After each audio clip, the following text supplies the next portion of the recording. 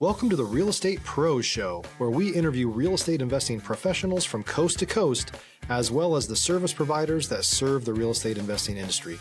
Our goal is simple: share what's working now to help you improve and scale your business to the next level and meet the pros that can help you get there. Real Estate Pros is powered by Investor Fuel, America's leader in helping real estate investors and professionals build the business you need to live the life you've always dreamed of. Let's start today's show.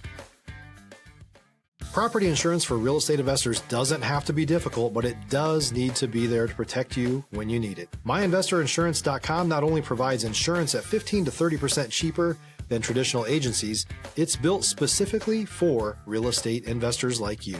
You can set up an account in about 2 minutes, get quotes on properties, turn on and turn off insurance for your fix and flip or rental properties in around 2 minutes without having to talk to anyone directly, all through our portal. There's no better way or faster way to make sure you've got the coverage you need to protect you, and no more lengthy policies either. Once you're set up, you're billed monthly and prorated by the day for however long your policy is active. It's powered by MSI, the third largest independent MGA, with 1.5 million customers and more than $1 billion in cumulative premiums written. Get set up today in about 2 minutes at myinvestorinsurance.com/fuel. Hello, everybody. Welcome back to the Real Estate Pros Podcast. I'm Mike Stansberry, and I've got a special guest from Los Angeles, California. That's right, in LA, Rebecca Sekulich. Rebecca, how are you? I'm awesome, Mike. Thank you so much for having me on. Really appreciate it. Well, thank you. We're going to get into your origin story and kind of what you're doing in the marketplace, your superpower in California, how you're helping people over there. But first, we've got to pay the bills. So at Investor Fuel, we help real estate investors, service providers, and real estate entrepreneurs 2 to 5x their businesses to allow them to build the businesses they've always wanted and allow them to live the lives they've always dreamed of. Rebecca, here's what I love about real estate agents, brokers, investors. They all have an origin story. They have a path in which they got into real estate. Before we get into your day-to-day operating, what you're doing in 2025, tell me about how you got started. What did that look like? Oh, Mike, this is one of my favorite stories to tell because I feel like it's so unique. It's unlike any other. So I'll just give you the Cliff Notes version if that's okay. So I was born and raised in my hometown is Dearborn, Michigan, hometown of Henry Ford. Grew up in Michigan, went to Michigan State. My degree before I tell you my degree, I was basically going to be a lawyer. I feel born and raised for that, or an engineer. And I ended up on the path to law school, and I get in college and I was like, I do not like this. I literally, in tears, went home to my parents, said, I do not want to do this. I'm a lover, not a fighter. I'm a Pisces. And so I took this really great class. I loved the professor. There were 500 people. And in the end of the first week of class, after 3 classes, I ended up in the very front row of 500 people. The guy was so dynamic. He looked like James Earl Jones, like Darth Vader. Big guy, and the class was geography. And I literally fell in love. And he said to me when I got my wisdom teeth pulled, you're special. I need you to make up some exams, but what are you studying? What do you want to be when you grow up? And I'm like, a lawyer. And he looked at me like, oh my gosh, really? And I said, no, I really don't want to be a lawyer. My parents would like that. And he said, what's your favorite class? I said, your class. And he said, I don't know about that. And I said, no, I love it. I love coming. It's like literally fun for me to be here. And he said, look, here's a phone number. Go talk to this person. And I went over and talked to this person, and she had me sit at a computer. And this was 30 some years ago. I'm old. And said, can you just do these things for me? And I did. And I came back about an hour and a half later, and she was like, I can't believe this. She's like, you literally are like one in, 100,000.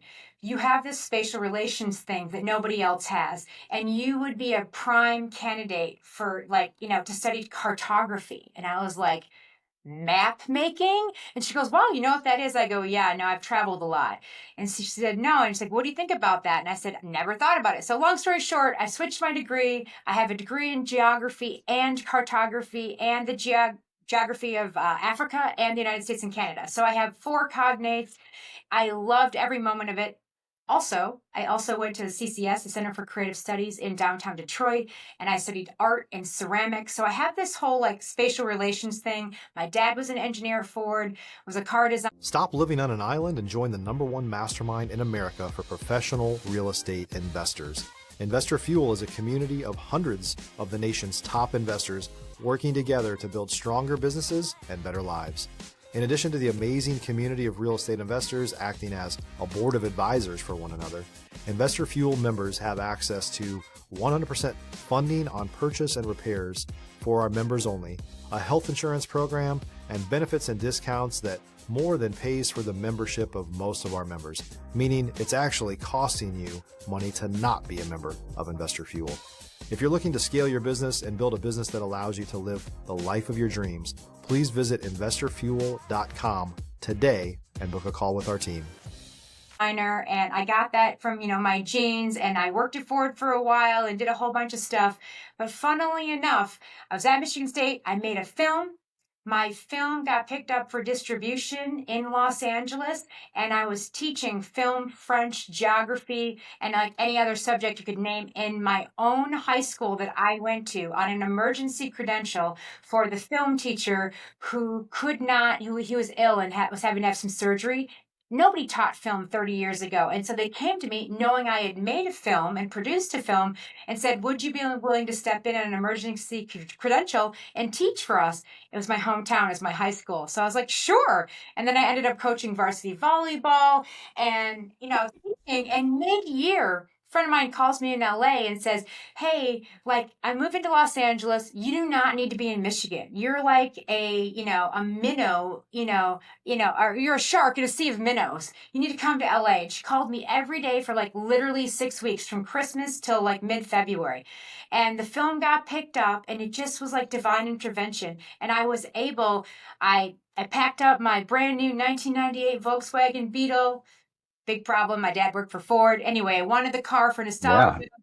Put my mom in the car and we drove from Michigan to Los Angeles. She stayed for 2 weeks. I put her on a plane to go home. And within 2 weeks of me living in Los Angeles, I landed a job working for Leonardo DiCaprio. Oh, wow. I don't usually say that a lot because it didn't last very long. He had a production company. The production company folded. They were working on The Godfather Part 6. It never happened, as we all know now. And then anyway, it segued into another job in production. So I worked for an educational production company for 6 years. And I didn't want to be there anymore and took some pivots and turns. Got on a huge multi-million-dollar feature film as the producer with a really big name. And when I say big name, it's a name that you know and everybody else knows, but for political and NDA purposes, I can't state what that was because Sure. I worked on a movie producing it for 2 years, and that person left us high and dry and went on a tour, like 100 cities. So it's someone in performing and just sort of left us. And I was left with that decision. What do I do? Do I go back into film production or do I do something else? And I told the director, look, I just need a job. Like I was paying my rent, selling stuff on eBay, and I did not have a paycheck for 2 years producing this film because big money was coming. So she said, why don't you go meet with these friends of mine? They're looking for an assistant. And I said, no way. I am not an assistant. I don't want to be an assistant. She goes, look, just do me this favor. They're friends of mine. Go meet with them. Met with these people, sat down. They offered me a job. I said, thank you so much. They were in real estate. I hugged them. I said, you're lovely people, but that's not what I want to do. And I advised them what I would do. And I walked away. And 3 days later, they called me on the phone and they said to me, Rebecca, we cannot stop thinking about you.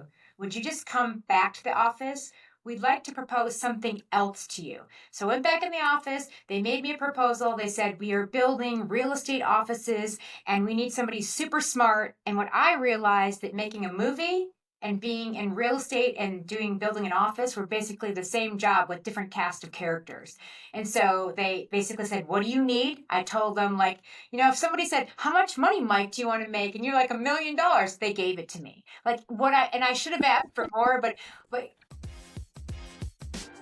If you're looking for consistent, high-quality leads, look no further than Investor Machine. Investor Machine isn't just another agency.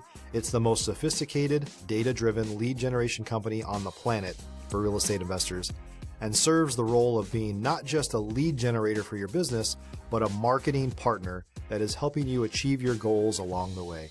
Go to investormachine.com to learn more and schedule a call with our team today.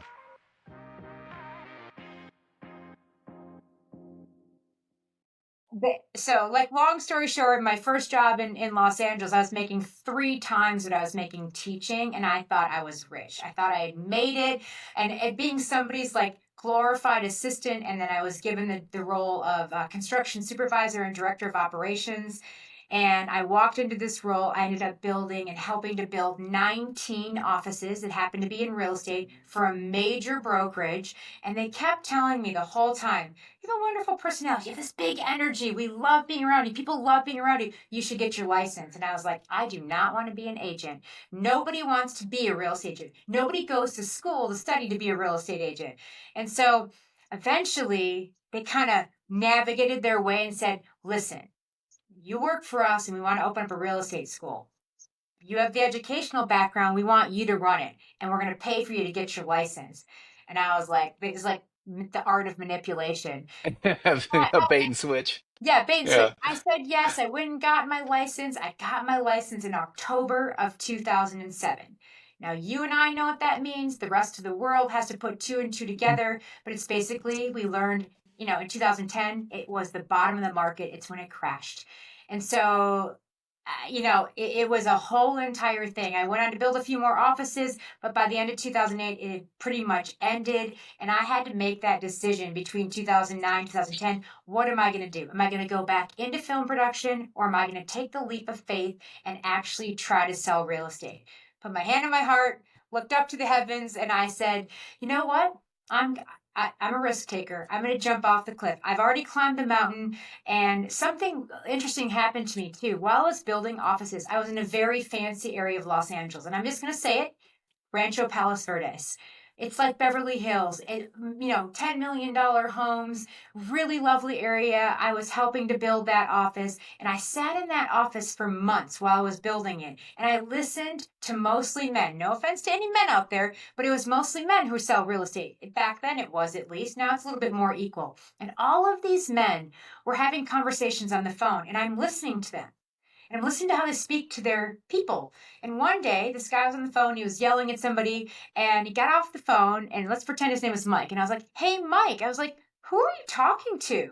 And he goes, one of my clients. I go, like a client, are you selling their house? He's like, yeah, I'm selling their house. How much is it? 10 million on the peninsula. And I was like, so let me get this straight. You're speaking to your clients like nobody would ever speak to anybody. Why were you yelling at them? They're like just idiots and all these excuses. And in my brain, I'm going, I would never speak to anybody like that. And even if I was mad, I would think it in my head and hang up the phone and just like yell at the wall. But so it got to me, and I kept hearing it over and over and over again. So I feel like that was like the catalyst and the springboard for me. Like, if I ever were to sell real estate, I want to like be the person's hero, the one that they want to come to, the one that they want to work for, not the one that's going to yell at them. And where are all the women? In this office I was building, there was 150 men and like 3 women. And so I took the leap of faith.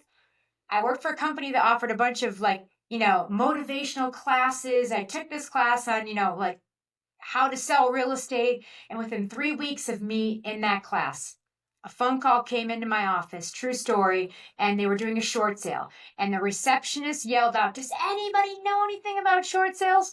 And I happened to have taken a class because I'm an overachiever on short sales, just for shits and giggles, if I can swear, just for the hell of it. Yeah, that's fine. Yeah, I took the class. And I knew about short sales. The call came into me. And I talked to the gentleman, and he said, my house is listed. And I said, oh, I can't talk to you. I said, when is it expiring? He goes, what time is it? I said, 5:06. And he goes, it expired at 5 o'clock. Got him in the office, signed $1 million plus listing in Beverly Hills. It was a short sale. And I single-handedly, I don't know how I did it. I figured it out. It's not that I faked it till I made it, but I literally made 1,000 phone calls, negotiated the short sale, found the buyer, closed the deal in 21 days from the day I took the listing. My paycheck came, Mike, And it was more than I had made in 6 months building 7 to 9 offices at the same time. It was a lot of money because there was a bonus from the bank because it was a short sale. I did it quickly. I got more money for them than they thought. So it was like, I got this check and it just literally calmed all my nervous system. And it was like, Yeah. my If you're a new or newer real estate investor looking to launch or grow your real estate investing business, please check out Investor Fuel Club. It's a coaching community, but unlike anything you've ever seen before. And you can actually partner with members of our mastermind from coast to coast on deals right in your market. There's no better opportunity to build a consistent business than to literally partner with pros to help you avoid costly mistakes, avoid the need for capital to do deals, and help you eliminate your fears as you're starting your business. Learn more about Investor Fuel Club at investorfuel.com/club. my cloud moment was, how can I do this again and hit the repeat button? So Right. there's where it started. That's how I got into real estate, and my career really launched in January of 2010. I incorporated as a business in 2013, and here we are 15 years later, and I've just it's been the most amazing roller coaster ride that you could ever imagine. One of the things you articulated is this the short sale, especially during that time. Those were real estate agents didn't know how to do them, so they had to take classes, and still there was still so much complexity to them. And for you to be able to do that in 21 days is almost a miracle to be able to find it and close it and deal with all of the layers of bureaucracy that you had to deal with. And so it's cool that it gave you that switch. Oh, you had two switches in there. I see guys treating clients, I would never work like that. And if they treat them like that, I know I can treat them better. And then you had the short sale, and then I guess it just snowballed from there. And That's in all beautiful. fairness, if someone's listening to this, I knew enough in my short sale class. I knew enough. I called a lawyer and a short sale negotiator, and I had 100 conversations. And I had this savior of a lawyer. I brought him in to help me because it was my first one by myself. And I went Right. to join a team, and they were closing 30 to 40 short sales a month. So it was an education that I got. It's like I got my PhD in short sales instantly. And I ended up doing a lot of them and helping a lot of people. And when I say helping a lot of people, I saved them from foreclosure, and they were able Yeah. to get out of that deal and able to buy a house within less than 2 years of every single one of them getting out of it. So I feel like that was, saving them. Otherwise, they would have lost everything. Right. That is a blessing. Whenever you can help somebody in a situation like that and navigate it without really damaging their long-term credit, it's a beautiful thing. All right, so let's fast forward, Rebecca, to now, because we talked a little bit about this on the pre-show because we get to know each other a little bit. But how are you helping? What's your superpower in 2025? How are you helping people in your market today? So you asked me what like my superpower was, and I feel like I Yes. have I have many, but the one that stands out the most is when I was first selling real estate, about 15 years ago. One of my things is I love to connect with people, and I've been in a bunch of different organizations with a whole bunch of different types of people, from really great organization at my church, and I'm a rower, like my rowing community, my sailing community, a whole bunch of things. But I also network with other women, and we had designed this little like networking group where once a month we'd have breakfast out by the water in Marina del Rey, and we'd just sit down and talk about things. And one of those lovely people at that breakfast came to me, and she said, you seem like you're really smart. You know a little bit about construction. I have an opportunity. And so, long story short, I went over to this person's house, and I was probably the third or fourth, maybe even the fifth agent, I don't know, third, fourth, or fifth agent to speak to this woman. And she was about 75 years old, and her house was great, and it was in a little area. But I walked in, it's like I feel like I walked into grandma's house, like a 75-year-old's house. And I knew exactly how much her house was worth. I did a CMA, a comparative market analysis for her, and I told her, I said, well, let's just call her Betty. That's a great name for a 75-year-old. I said, Betty, I think your house is worth about $150,000. And she said, yep, that's what everybody else kind of said. But our mutual friend asked me to call you because she thought you might be able to figure out something else where I could make a little bit more money. And I said to her, I said, do you have any money? money to spend on the house that I could do a few little tweaks to it. And she said, honestly, Rebecca, the reason I'm selling this, I'm 75. My husband's passed away. I have no children. I basically am living off of Social Security. And this was my savings and my assets. So the more money I can get for this, the better move I can make. And I'm leaving Los Angeles because I can't afford to live here anymore. The HOA dues are going up. It was a single home, but it was in a community like a PUD. So she had an HOA due and had to keep her house a certain way. So this is where I had to like literally pull something out of my ear that did not exist. I thought about it long and hard. I said, let me think about it and I'll come back to you. So I went home and I thought about it. And I said, would you be open to me doing something that I have never done before, but have the faith and the trust that I could figure this out if I guarantee that it would work? And she goes, do you guarantee it would work? How would you do that? But sure, go ahead. So very, very, very long story short, Mike, I'll get to the point here, is I figured out how that I was going to remodel her house. And I ended up doing the floors. I painted the interior, the complete interior. I did some tweaks to the bathroom, all new fixtures, lights, faucets, doorknobs, and I did a little bit of light landscaping, changed some house numbers. Whole thing 15 years ago cost me $12,000. Now, I didn't have 12,000 extra dollars in my checking account 15 years ago. I do now, but I didn't back then. So how was I going to pay for it? How was I going to pay for materials and how was I going to pay for labor? So in comes the producer in me going, I have to rob Peter to pay Paul, or I've got to rob Patty to pay Patricia. So I took out 4 credit cards, Home Depot, Lowe's, a Visa, and a MasterCard. I like opened credit card accounts and I went to these guys who would help me on a home that I was living in that I had met through neighbors of neighbors. And I said, look, I have no money to pay you for labor. But here's my idea. Would you work on this house with me? I think I can do it in 2 to 3 weeks. And if you worked and do the labor, can I buy you things at Home Depot, Lowe's, or anywhere else I can use my credit card? Do you need a new saw? Do you need a Sawzall? Do you need paint? Do you need materials? Do you need new clothes? What can I do? And so I bartered with them. They agreed. Did this house, it cost 12,000 and change. I did it in less than 3 weeks, listed the home, and I sold the home for $300,000. So I put 12 in and I netted my client an additional $150,000. And I guaranteed it by saying, if you let me do this, this is what my commission is going to be if I do it. And if I don't, you'll pay me back the $12,000 and I will reduce my commission so that it's fair to you. Do you agree? And she agreed. Sold the house. Tears of joy coming down this woman's face because she didn't owe 150 on her house, so she had money in it, but the money that I was able to net her out of it after we were all done, she was able to move to Arizona. She was able to buy the house she wanted to, and it wasn't a condo, it was a single family house for cash. She was 75 and she still is alive today. She still sends me a Christmas card every year, and I still send her one as well. I wasn't with anybody. I now have children, and so I feel like it was my pay it forward moment. And Betty is one of the reasons I get up every morning because of the way she made me feel and the way I made her feel. Again, the light bulb went off, and I said, how can I hit the repeat button on this and do it over and over again?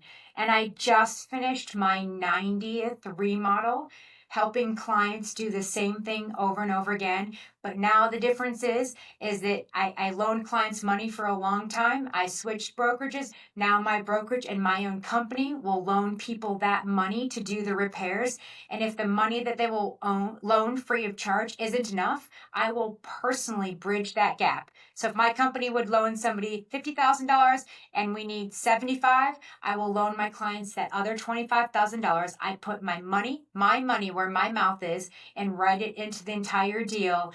I will not sell somebody's home unless I can get in there and do the things that I need to do. There's a system and there is a model. And if I follow it every single time it works, and if I deviate from it, it doesn't work. So ask me how many times it hasn't worked. Well, you are at 90 to 0. So what's great about this is because obviously the market You know what your product is, you know what your product will be, you're keeping tabs with the market. And if you have that much control, so that's always been the fun thing about real estate is you get a client, it's their house, you can tell them to do something. Will they do it? No. But if you say, hey, I can make this happen, here's how from A to Z this is going to happen, and I guarantee you this will work. That's a that is a sale that or pitch that I don't hear in my market at all. So that is amazing. So let me ask you this. Just this is I'm curious about, do you, because you're doing some extra services involved, do you get paid? Do you say, hey, my commission is this much? Because, or how do you get paid for that risk that you're taking when you loan the money out? I'm just interested and curious about that. Yep. Two-pronged answer. I will answer it honestly. In the beginning, when it was my own money, it was a risk, especially if I was taking out a credit card like a Home Depot with a 27% interest rate on a month. So time was of the essence. So in the beginning, I just wanted to be fair. I wasn't trying to honestly screw anybody over or, take advantage of them in any way. But I said to them, if I'm going to do this for you, I'm going to get my top commission. So, if it's a 6% listing, I'm going to take a 6% listing. I'm going to take the 3.5% and give the 2.5% to the buyer. Are you okay with that? And almost every single time they were. The cool part is I don't tell this very often. This is the first time I have shared this secret, and I'm a little nervous about saying it, but I will say it, and it's because I like to win. Who doesn't like to win? If I win, you win. If you win, I win. So I started probably 5 or 6 years ago playing a little game with my clients. When I switched brokerages and my broker now started loaning people the money, it took a lot of risk away from me. But when I was still bridging that gap, I was still loaning them money because, $12,000 15 years ago got me paint, floors, and fixtures. Do you know what $12,000 would get me now? Let's get you hinges. It would give me a paint job Yeah. maybe on the interior and nothing Right. else. The Right. floors alone, our floors are $4, $5, $6 a foot plus installation. So the costs and our labor and everything, materials, tariffs, everything has gone up, especially since the pandemic. So now I play a little game. And the game I play is how much money could we make? So one of the cool things is in part of my systems and models is if I'm going to redo your house, my clients have zero say in what I do. They don't get to pick the bathroom tile. They don't get to pick the color of the cabinets. They don't get to pick the color of the house. They don't actually get to do anything. And I play a game. If you have to move out, Rebecca gets to surprise you when everything is all said and done. And you see the photos from my photographer. And most everybody who doesn't live there, they're fine with it. The people who live there, it's a little bit more challenging because they're there during construction. So I try to how can I get you an Airbnb? The money that I loan them, I can put them in a hotel or an Airbnb for a month and they're cool with that. That's going to cost $3 to $5 grand. And it's just easier because they're not breathing in all these chemicals and whatever. So the game that I play is I'll give you a scenario. I took this listing. It was worth about $1,000,001. They'd met with 5 other agents and I was recommended by a neighbor of a friend of a friend. So I was the 5th agent to come in. $1,000,001. I told them they had to leave the house. They were happy to leave the house. I said I needed to spend about $55,000 to do what I needed to do and loaned them the money, did that. I ended up listing that house and selling it for $1,450,000. So What a return. $300,000 on spending $55,000. That was the house that paid for 2 kids to go to college, paid off all their debt, and took my clients and were able to transfer them, empty nesters now, into their dream home by having that extra money and paying for their kids' college. And I played a game with them and I said, if we get this amount of money, this is what my commission is going to be. If we get this amount of money, this is what my commission. And guess what? And it was every 100,000. So everyone else said they'd get 1-1. So I started at 1-2. So I said, if you give me 55 grand, I guarantee we'll get 1-2 and I'll take this much commission. If we get 1-3, I get this much. If we get 1-4, I get this much. If we get 1-5, I get this much. Every single person signs the piece of paper. So because for them, the extra $400,000 for $350 for them, it was net.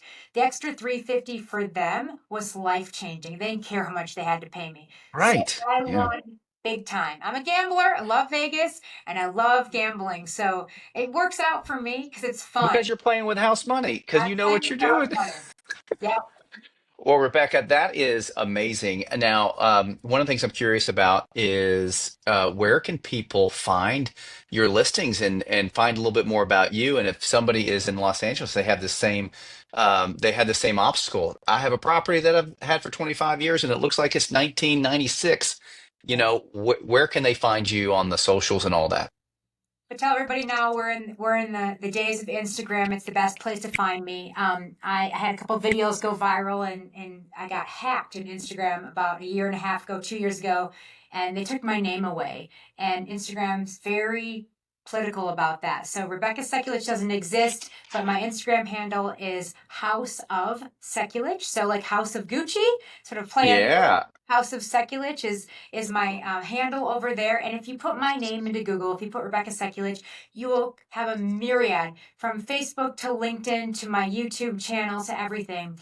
And I'm not like all of my business comes from people like you, word of mouth and referrals. I don't do any advertising. I don't pay for anything. I don't run any Facebook or Instagram ads. I do nothing basically.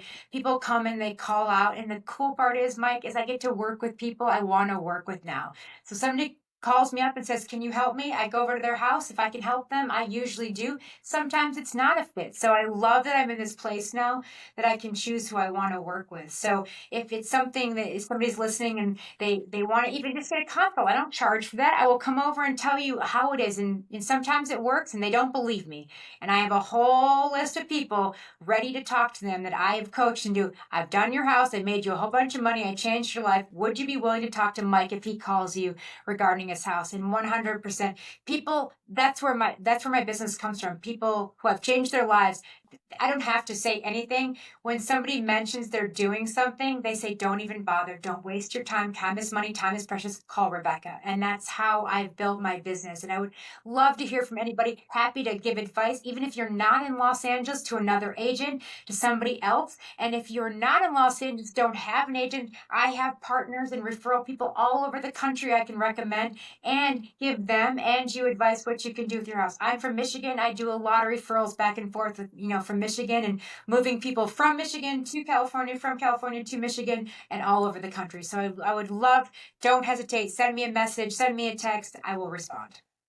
Awesome. Well, Rebecca, we loved having you on the Real Estate Pros podcast because this is a very unique proposition. And the fact that you're almost by referral only or are by referral only, that's a beautiful thing. It's a testament that your system and process works and that people love it. And the fact that they're willing to refer you out and be somebody that is going to like, hey, you've got to try her because she really comes through. And I loved the stair stepping of the commission because it is a win-win for those people. Rebecca, thanks again for being on the Real Estate Pros podcast. Folks, like and subscribe and go check out her Instagram at the House of Sekulich on Instagram and Messenger if you need her or want some information. Thanks, everybody. We'll see you next time. Thanks for joining us for today's Real Estate Pros Show. You can learn more about the amazing benefits of the Investor Fuel Mastermind community, including surrounding yourself with hundreds of other rock stars, 100% financing for your deals, and members-only discounts from vendors you're likely already using that, as a member of Investor Fuel, will save you more than the cost of your membership. Visit investorfuel.com to learn more.